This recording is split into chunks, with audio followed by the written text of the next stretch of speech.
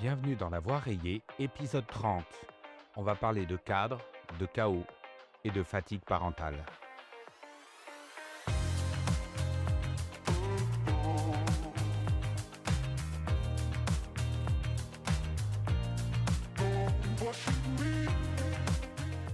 Il y a des parents qui hurlent et d'autres qui n'ont plus assez de voix.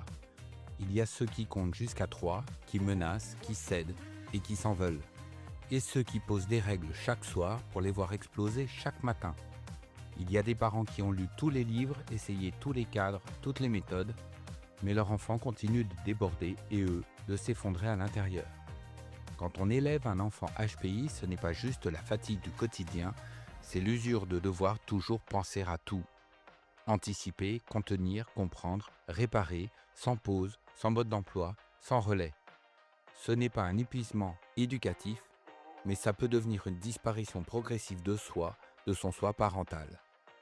Dans cet épisode, je ne vais pas parler de bonnes pratiques, parce que les bonnes pratiques, ce sont d'abord celles de parents qui tiennent dans une zone grise où on doute beaucoup, mais qu'il faut continuer quand même, parce qu'il faut bien, parce qu'il n'y a personne d'autre que vous pour votre enfant. On en parle maintenant.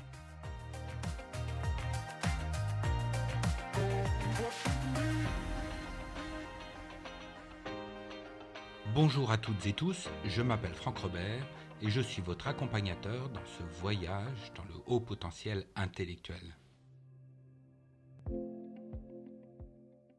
Dans beaucoup de familles, le cadre a été associé à l'idée d'autorité, de verticalité, de pouvoir. Mais pour un enfant HPI, le cadre ne peut pas être une cage. S'il n'est pas posé correctement, c'est-à-dire avec du sens, le cadre sera toujours trop rigide, trop étroit, trop arbitraire. Chez ces enfants, l'obéissance ne vient pas d'une pression extérieure, elle vient d'une cohérence intérieure. Ils doivent comprendre pour adhérer. Et si ce n'est pas le cas, ils résisteront intelligemment, stratégiquement et parfois brutalement. Alors comment poser un cadre qui ne brise pas, un cadre qui contient sans contraindre, un cadre qui rassure sans dominer? Eh bien, il faut sortir du schéma, je pose une règle et tu obéis. Et entrer dans une logique de repères structurants, des règles qui s'expliquent, se négocient parfois, mais oui, et surtout qui tiennent dans le temps. Dans le domaine du HPI, la constance vaut plus que la rigidité et la clarté vaut plus que la sévérité.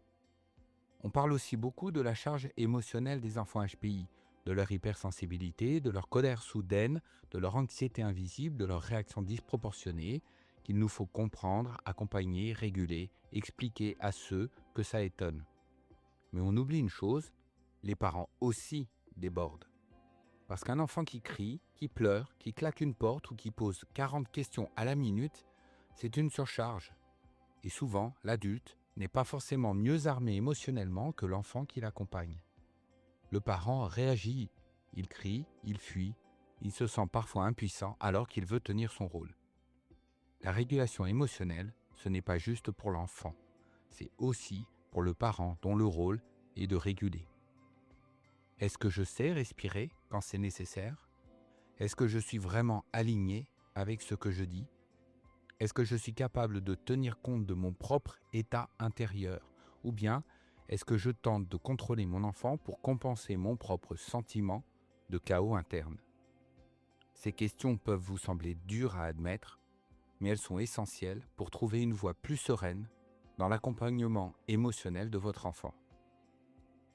Le plus grand risque dans la parentalité atypique, c'est donc de s'effondrer sans bruit. Parce que ces enfants absorbent toute l'énergie, toute l'attention, toute votre patience. Et qu'en tant que parents, on finit par ne plus exister, par ne plus dormir bien, par ne plus se reposer suffisamment, par ne plus savoir qui on est en dehors du rôle d'accompagnant. Il y a une forme d'épuisement qui ne se voit pas, qui se planque derrière le « tout va bien », derrière les routines, derrière les mails au psy, les rendez-vous à l'orthophoniste, les réunions avec l'école. Mais il suffit de rien pour que tout lâche. Il faut donc penser à une écologie familiale. Pas un équilibre parfait, une écologie. Un système vivant où chacun trouve un peu d'air, un peu de temps, un peu de lien. Et cela passe par accepter de faire moins, mais mieux, par refuser les injonctions à être un parent parfait et par se faire aider ponctuellement, pas pour déléguer, mais pour souffler.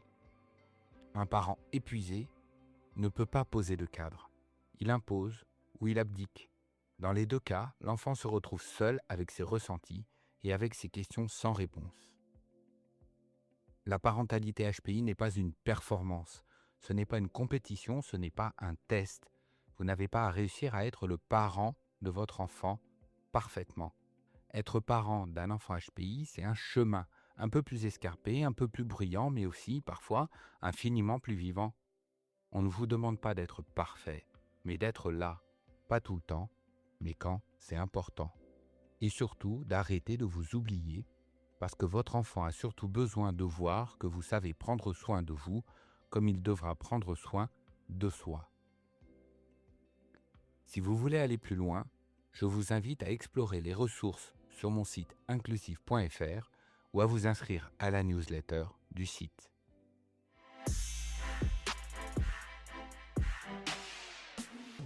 Merci d'avoir écouté cet épisode jusqu'au bout. Si vous avez aimé, abonnez-vous et laissez-moi 5 étoiles et un commentaire sur votre plateforme d'écoute préférée. Et partagez le podcast avec vos connaissances qui aimeraient en savoir plus sur le HPI. La voix rayée, c'est tout pour aujourd'hui. On se retrouve très bientôt pour un prochain voyage. Au revoir.